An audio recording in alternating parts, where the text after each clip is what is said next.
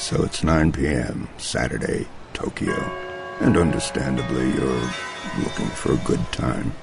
And you have two options. The tourist route, eat sushi, ride the bullet, Harajuku happy hour, blah, blah, blah. But for those of you feeling adventurous, you could choose to experience the more exciting parts of the city. Step into the shoes of the Yakuza and give yourself one last chance of becoming somebody in a world of nobodies. All right, let's go ahead and get this thing recorded here. Y'all interrupted my day, man. I'm sitting up here enjoying the home garden network. And it's probably more exciting than Yakuza. Probably so. Are there any hot chicks in there? Oh, plenty. Plenty of hot chicks. In fact, you go shopping with them. That's part of this game. You go shopping. You go fucking shopping for dresses. And you help them with their makeup. I'm sorry, I'm getting ahead of myself. Japan is a crazy place. I mean, it depends on what you're going shopping for. And according to this game, there's a lot of crazy shit that you can shop for in the game. You know, the problem is that kind of overshadows any actual exciting gameplay, from what I understand from you. I didn't even realize it was a game. Is it a game? I thought it was like some anime where you occasionally push buttons. That it was Super Mario Party, like Japan Underworld Edition. What is the story in this game? Because I've never played any of the Yakuza games. Now, am I saying that right? I always fuck that name up. Yakuza. Yakuza. Yakuza. Yeah. Yakuza. This is Yakuza number 4. That means they had 3 other games before it, so I'm assuming that this must have had some level of success for them to make not 2, not 3, but 4 goddamn games. Yeah. Absolutely. Yeah, I haven't played any of the other 3, so I can't help you. And after this, I'm not going to play the other 3. Not waiting for number 5. No. Not a big fan. I think there's actually even like a spin-off of this that they made where you play basically as a crime lord in like the Edo period, like the ancient samurai history as well. I heard that one was okay. Was that the one on the PSP? No, I thought it was PS2. I don't know. Okay. I don't know. Could be. Silly Jason. I heard the one Nobody plays PSP. I know. It's like they release games on it, and people are like, well, "What the hell does this plug into? It doesn't fit in my Game Boy." I can prop my table up with this right here. But now in this game, I know that we have 4 characters that you can play. There's a reformed Yakuza member, and I think you have an escaped convict. And what's the other one? A dog or Godzilla or something? What's the other one that you play? He's a money lender. Oh, a loan shark. That's right. Yeah. That's right. Now, with a heart of gold. With a heart of gold. You take this money. You know what? Don't pay me back. It's okay. Oh, no, that's absolutely. That's what happens. That's what happens. No, I'm just thinking of like the craziest shit I can think of in my head, and you're telling me it's all true. They keep telling you, go collect this money. I'm like, all right, I'm going to get to fuck somebody up now. And then you get distracted. Like, you get distracted by, I swear to God, I am not making this up. I go to collect some money, and, oh, they're not here, but, oh, hi, tranny. What do you say? Now, are you the tranny, or is the person answering the door the tranny? No, the guy in the shop next door, big tranny Japanese dude, chi thing with tits, and Jesus. I thought you were gonna say you play a tranny loan shark. Now, how good would that be? You know, you go collect some money from somebody. Girl, you owe me some money. But you know what? I like those shoes you got on. Just go on. Don't worry about it. Don't pay me back. Right. Those shoes are fabulous. Give them to me. Yeah, I'll tell you what. Just give me some hairstyle tips and we even. But now, the thing with these 4 characters is that their stories all eventually come together by the end of the game. What exactly is going on in this game that we even have a story? I mean, what's the big plot right here?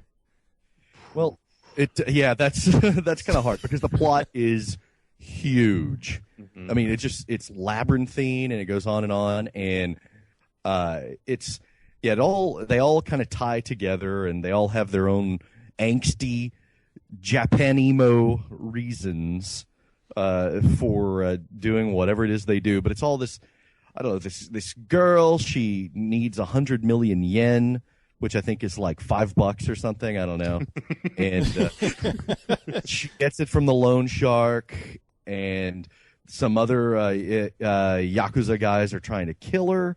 And you're trying to protect her and figure out why the Yakuza guys are having this big power struggle between the families and everything. So in other words, we have 4 different stories here, all dealing with what would normally be sort of seedy, underbelly type characters, but they're the exception because since we're playing them, we have to identify with them. They have to be good in some sort of way.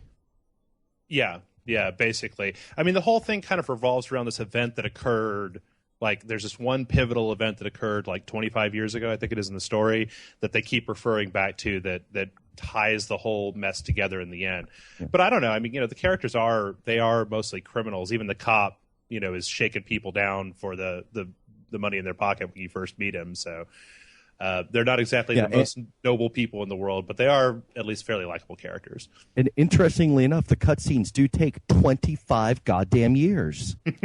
Jesus, right. So is there any gameplay in this at all? Because from what I understand, okay, this is a JRPG. That is Japanese role-playing game for you people who don't know out there. And what that kind of means for the game is that, now, the setting for this is a red light district in Tokyo, if I'm correct here, right? Mm-hmm. It's a recreation of Kabukicho, which is like the red light district. Kabukicho? Mm-hmm. Yeah, if you go online and you look up like pictures of Kabukicho on like a Google image search, it looks exactly like what you're seeing in Yakuza. You might want to wipe your screen off after saying that, Jeff. But so this is that is a mini game, is Bukakicho.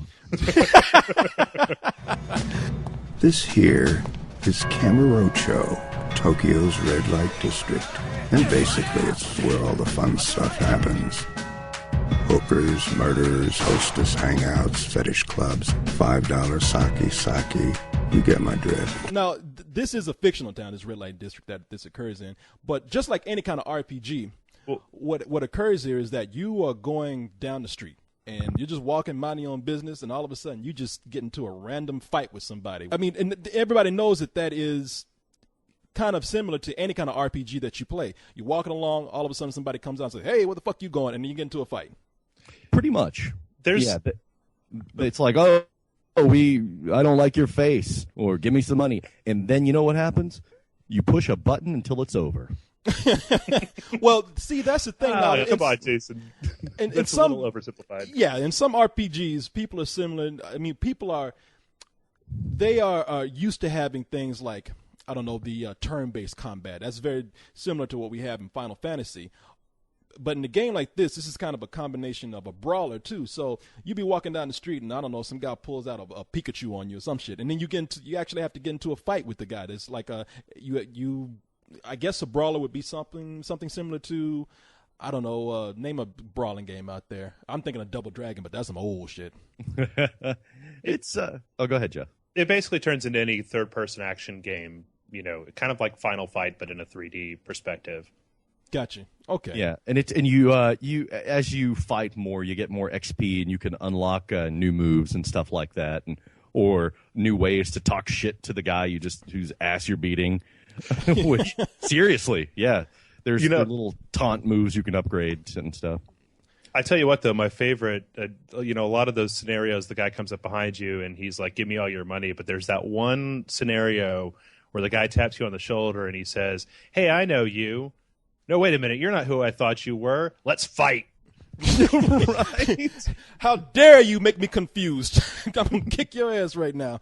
So I guess looking at it that way, it sounds cool, man. It sounds like, hey, look, it's combining the best of two worlds here. I get to play an RPG, but I don't have to go into all that boring fighting. I get to just walk down the street and brutally beat the shit out of people. I mean, and that's what happens here. You get to, like, pretty much just dust the sidewalk with people. They're bloody. You're hitting people in the stomach and having blood part of their mouth and all kind of stuff. It sounds kind of fun to me. What am I missing here? Well, there are some pretty cool finishing moves like that, but really and I only got into the second act, and there are 4 acts going into the second character. But yeah, it's essentially you're just it really is a lot of cutscenes. And then you fight a little bit, and then another series of long cutscenes. And they're really there's a lot to do there, but you're bogged down by getting caught up in this story over and over and over.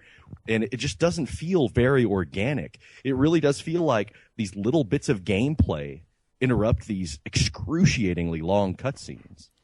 I would say that it is very slow. Now, towards the end of the game, I'd say kind of towards the latter part of Act 3, and even at a certain point in the game, it basically just opens up the world to you and lets you do whatever you want to. But they definitely feel the need to stop you every 5 minutes and shove some story down your throat. Which, to be honest, I mean, there's a lot of it that is very. I thought it was a very well told story. Like, I wasn't entirely bored. It's just, when you're trying to get through something to review it, you're just sitting there like, with two pensive characters looking at each other over a cigarette. You're just like, somebody fucking say something already. Like, yeah, yeah. They're sitting there having longing moments, and it really does play out like a Japanese crime film, which I would actually like to see this without having to sit in front of my PS3 pushing X whenever someone finishes a sentence. I was about to say, it sounds like that's all you got to do with the game is just see it with all the cutscenes that they have in it. Well, it does, like Jeff says, and I didn't get to this part, but it does open up, from what I understand, where you can run around a lot more, and it kind of becomes like that cult classic Dreamcast game, Shenmue. Oh, yeah. I knew this was reminding me of something. Shenmue even had a sequel at one time, didn't it? Yeah. I didn't play that one, but basically what it ends up being is that you start, there's each one of the four characters is divided up into like 4 or 5 different little acts, and basically you get a bunch of story and dialogue, and then they'll let you out onto the street. And most of the time, after you kind of start off, once you get to kind of like the second part of their story, you're pretty much free to go wherever you want to and do whatever you want to. Like, it'll tell you where you're supposed to go, but if you want to go play ping pong and get a massage and play all the mini games, you can do that pretty much at your leisure. Okay, so it sounds like that the actual, I don't know, brawling aspects of it, the heart of the gameplay is kind of weak. But what that's and by the way, it bears mentioning here that probably these cutscenes would be a little more entertaining if they were in English, because they're in Japanese, right? Because you have two things here. First of all, the cutscenes are all right, but they're subtitled because everybody's speaking in Japanese, and right. and so you're having to read for those things. And now when the actual gameplay comes in, they stop talking, and you have to keep reading stuff because the dialogue is exchanged that way. It's all in text, so you have to scroll through a lot of text. So basically, if you're stupid or illiterate, this is not the game for you. Or you can just fast forward and just get commenced to beating people's ass or walking down the street or whatever. But so that probably, it requires a lot of work on the audience who has to read all this stuff. I think the strangest part of that would have to be that there was a lot of full motion, like, the characters fully voiced dialogue, full motion cutscenes that had subtitles on them, but just then, inexplicably, in the middle of a cutscene, it would bust into the two characters sitting there and text boxes start coming up. Yeah. With the words on them, seemingly almost at random. Like, yeah. And it would have these weird transitions to where you're in the middle of a scene and all of a sudden it fades out like it's going to go to another scene. And then it fades back in and the scene keeps going. It's like, oh, you thought it was over, didn't you?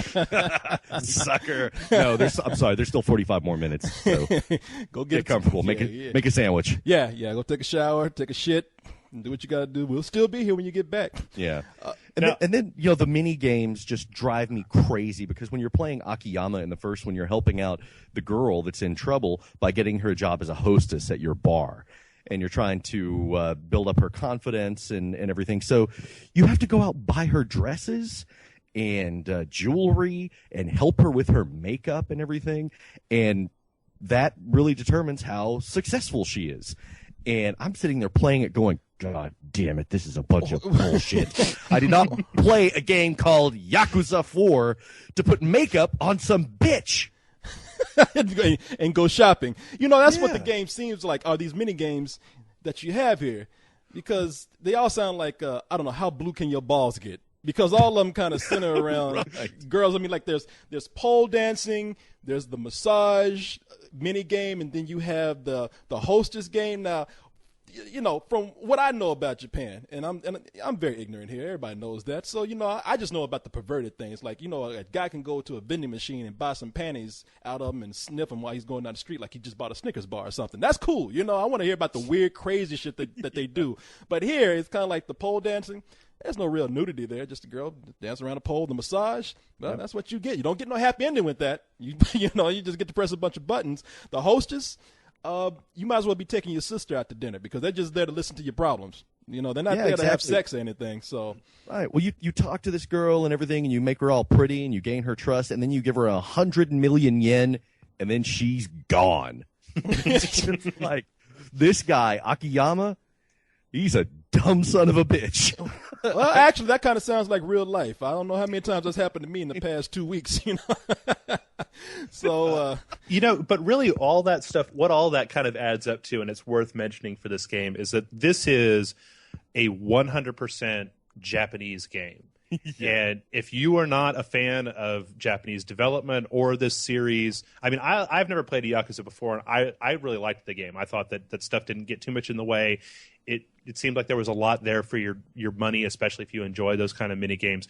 But not having fully voiced dialogue all the way through the game, the kind of weird loading and the weird transition, and just there's some kind of kludgy controls with the fighting that you have to get used to, and a lot of it just screams that kind of like stiff Japanese development that where normally if this was if this was Grand Theft Auto, it would have been a lot smoother in all of its transitions. It would have been, if you compare this to something like Grand Theft Auto 4, Grand Theft Auto 4 obviously benefits from more current gameplay development attitudes. Yeah, it gives you gratification much more quickly, whereas with Yakuza, you really have to wait for it to open up all these other options.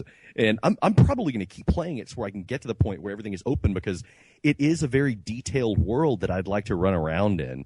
There's a lot of stuff there. It's just getting to it, and getting to that portion of the game is you got to sit through a lot of shit. Well, and I heard that the map is pretty confusing too. I mean, to get around here, it's not a very easy map to manipulate around.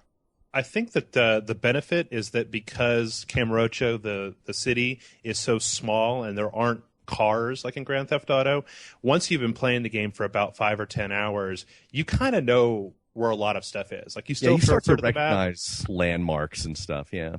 But you'll know where the club is. You'll know where the supermarket is. So you'll just get used to, go down that street and go over there and boom, you're there. And when you say this is a very Japanese game, I imagine going through the world that there is a lot of crazy Japanese stuff to see. I mean, because you get to go into all kind of shops and buy items for food to increase your health and all that kind of stuff. So I imagine being in the city, there's just tons of weird ads and all kind of sights to see. There's some bizarre interjections, like this one American photographer at one point is teaching you how to take photographs so that you can have quote unquote revelations, which I still haven't completely figured out what that means. I'm sure Jeff can explain it. But when you're getting the first lesson, all of a sudden you're taking a picture of this guy in a little domino mask who's running around stealing women's underwear, and it looks like he's just wearing this little diaper. And he's like bouncing around like fat Japanese naked Spider-Man. And you're just thinking to yourself, how come I couldn't play that guy? That guy's having way much more fun than I'm ever having in this game. Yeah. And he dies in a pile of stolen women's underwear. And I'm like, what the hell just happened? Yeah, where's that game? How come they didn't make that? I don't want to blow your mind even more than it already is, but that wasn't a domino mask. That was backwards Japanese girl's panties on his head. Oh, you're right. The revelations are interesting because it's how you get new moves in the game. You basically just see these individual events happening, and then you have to kind of do a little quick time event mini game, and then choose the right kind of like the core of what you saw happen, and it'll open up a new move for you. But what's really funny, what's that? Which you don't need the new move. Yeah. And every character has their own unique move, right? Oh yeah, all 4 characters play completely differently. I always never remember his name, but the moneylender is basically he's good at taunting. Akiyama's good at taunting. There's the which fills up this gauge that you use to do special attacks. Saejima, taunting, that's his special move, taunting. What does he do? Stand in front of like nah nah nah nah. Yeah, it's like a rap battle, but with a boring Japanese guy. I'm sorry, I didn't mean to interrupt you. Go ahead. No, that's all right. Basically, there's a nimble guy. There's the big, huge escaped convict, Saejima, who does a lot of grappling attacks. There's the cop. He does a lot of reversals. And then the character from all the other games, Kiryu. Yeah, when you get him at the beginning, he's already leveled up like a total badass. He's probably the most powerful, just straight up fighter in the game. Which it's interesting to note that this is the first Yakuza game where you don't play as him the entire time. So, to sum this game up, because there's certain things in here that definitely sound very interesting, and pretty downright fun, to hear it from you. But you're telling me that the gameplay is just not there, even though that there's a lot of side quests, a lot of stuff to see, crazy guys run down the street with panties on their head, but the core of the gameplay is just not there. I had a lot of fun with it. I thought that the action was interesting and well executed. I thought the entire game had a really high production value, and it was very fun. It was just it's a very slow game. I got you. So if you want, go ahead. Yeah, say if you want instant gratification, this is not the game for that. Okay. Yeah, and I thought, it is a very slow game, but I think there's a lot of really brilliant stuff here. There's a lot of fun to be had. But I thought it's laid out, and then it plays out to you, the player, in just such a cluster. It's just so poorly organized that you're not rewarded enough that you feel like you're actually making a lot of progress. All right. So, on a scale of better than sex, buy it, borrow, some bullshit, and just downright fuck this game, what would y'all give it? I give it a full price. I mean, I think that if you're any kind of fan of these games or crime, Japanese crime stuff. I didn't ask you full price. I said, would you buy it or borrow it, goddammit? Buy it. Stick to the Buy rules. it. Okay. How dare you. Don't listen. That's what's wrong with you kids today. You and these video games you're playing. Okay. So you'd buy it. Yeah. What about you, Mr. Murphy? I'd borrow it if I had nothing else to play, because, you gotta have a lot of patience, and there are a lot better games out there right now to play, and you gotta spend a lot of time with it, a lot of time to really get some enjoyment out of it. So yeah, borrowing it is good. Renting it, that's not going to do the trick. But I really just wouldn't feel like it's worth buying. All right. Well, I'll tell you what I'm going to do. I'm going to go out and go shopping and get a date where I can't get laid. So y'all do that in video games when I can do that in real life. Silly boys, wasting your time with these stupid games. Yeah, exactly. It's like, I don't even do this for a girl when I know that I'm going to get laid. Why would I do it in this fucking video game? And these guys here, these guys are nasty, bad people. You're looking at four of the most brutal and committed individuals ever to grace Tokyo's infamous underworld, the Yakuza.